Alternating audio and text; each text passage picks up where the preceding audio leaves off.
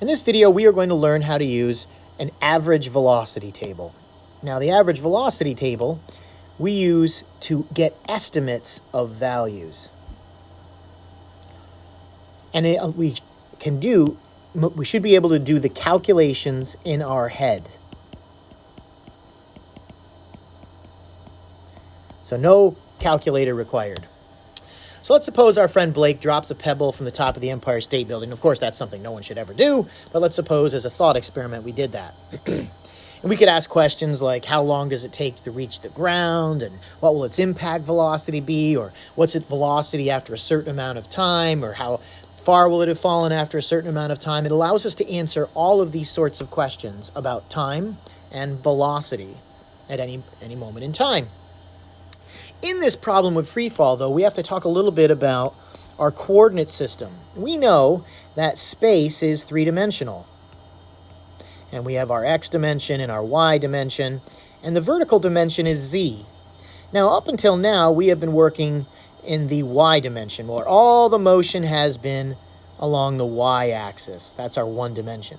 When we're dealing with free fall, we're now shifting to the vertical dimension, or z. So wherever we would have used y in the past, we will now use z to distinguish the two.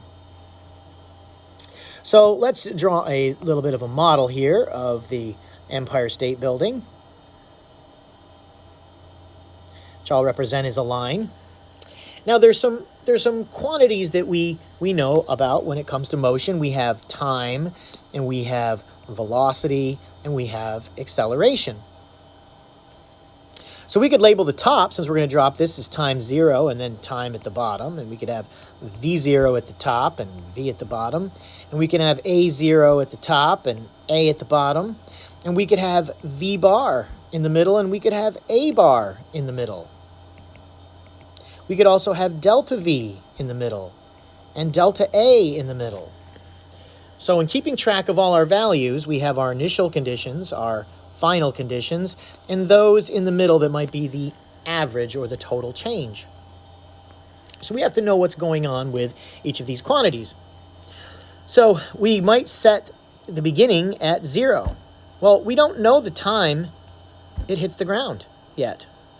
And since Blake is dropping this stone, we might say the initial velocity is 0, but we don't know the final velocity either. Well, what about the acceleration? In the previous video, we saw that the acceleration everywhere in normal heights and buildings and so forth is a constant value. That is 10 meters per second squared. And since it remains constant, the change in acceleration would be 0. So at the beginning, the acceleration is 10, and at the bottom, the acceleration is 10. And we want to use 10 because it allows us to make estimates and perform calculations in our head. So let's talk about this table.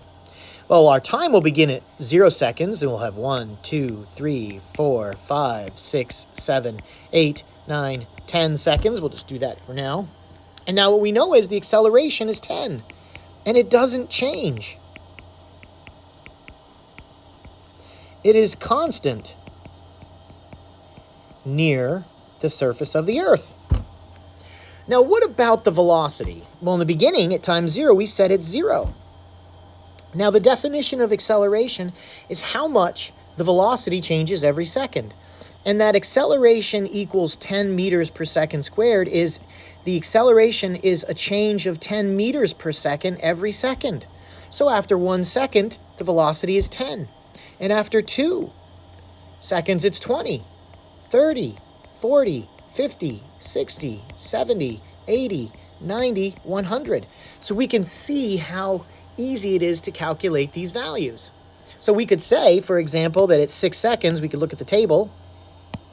We could look at the table and say that the velocity is 60, is what we'd expect. Now, you might notice that the relationship here between the time and the acceleration and the velocity is if you take the time and multiply it by the acceleration, you get the velocity. So that leads us to come up with an equation that says the velocity equals the acceleration times the time. And that is true when the acceleration is constant. Now, what about the velocity for the entire period? The average velocity. So what we're talking about there is, well, what is the average velocity during the first second? And what is it during the first 2 seconds? What is it during the first 3 seconds? What is it during the first 4 seconds? So for the entire trip, well, we know that the average velocity is the final velocity plus the initial velocity over 2. And we know the initial velocity is 0. So the average velocity after 1 second is 0 plus 10 divided by 2 is 5. And for 0 and 20, the average velocity is 10.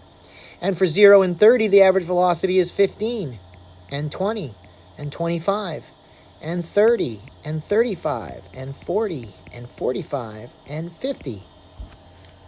Now, why this happens is because the initial velocity is 0, the average velocity is the actual velocity divided by 2. So, if we take 2 times the average velocity will give us the final velocity. And the average velocity is the final velocity divided by 2. So we take 10 divided by 2, we get 5. 20 divided by 10 is 2. 30 divided by 15 is 2. 40 divided by 2 is 20. 50 divided by 2 is 25. And so what we can see then is that when the initial velocity is 0, the average velocity for the entire trip will be 1/2 the final velocity. Well, next, we could talk about the change in z.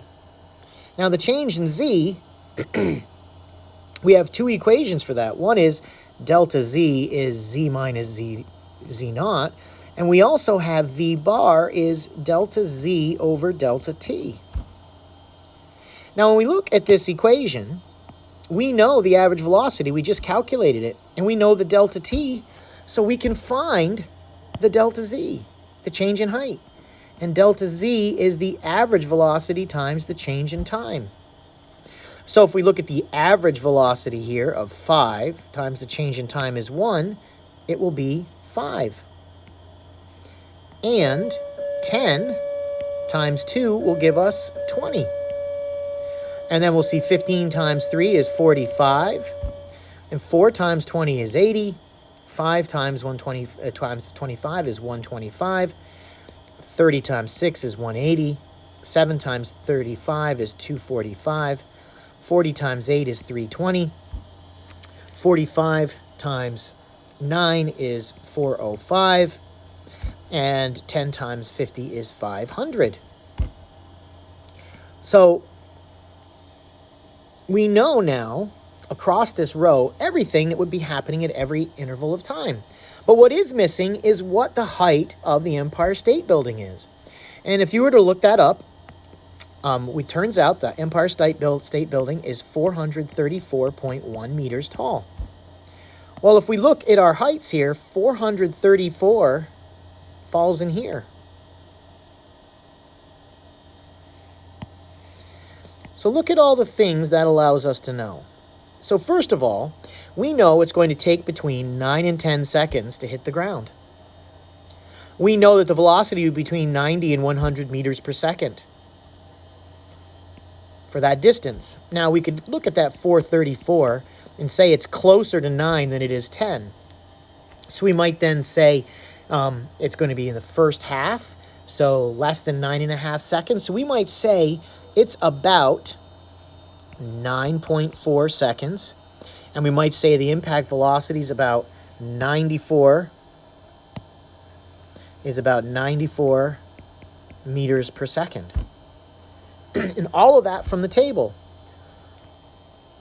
Now, we might also ask, how long did it take to fall halfway? Well, halfway would be 217 meters.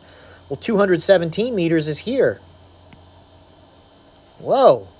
It took 6 seconds to fall halfway, and the second half, it only took another 3 seconds.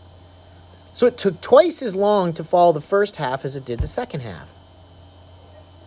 6 seconds to get halfway, and just a little over 3 seconds to go the second half. And so that's how we can use the average velocity table to find out a lot of values.